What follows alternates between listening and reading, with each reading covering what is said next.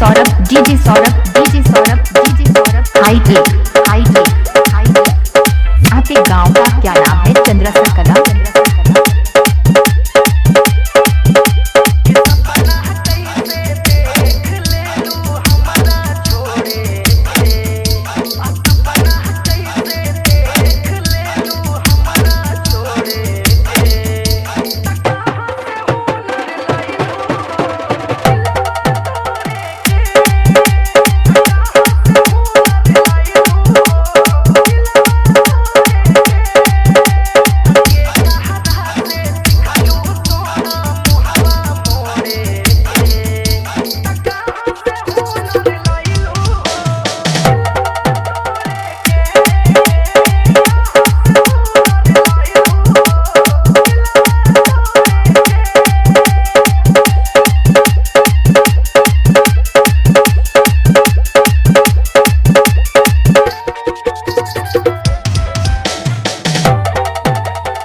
DJ Saurabh DJ Saurabh DJ Saurabh DJ Saurabh hitech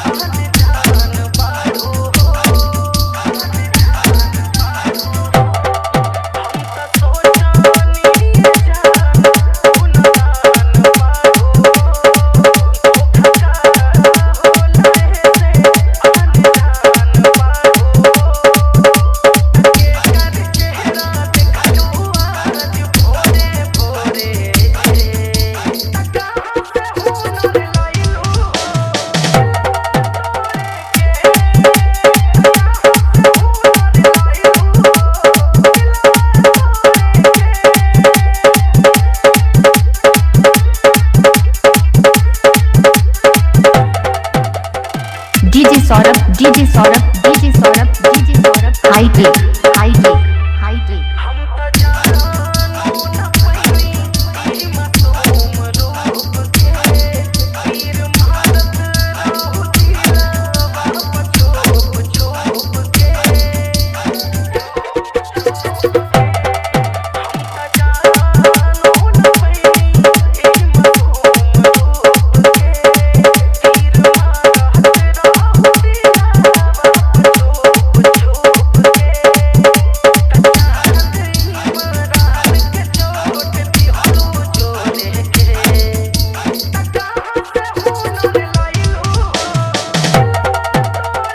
DJ Saurabh DJ Saurabh DJ Saurabh DJ Saurabh hitech Katauli बाजार।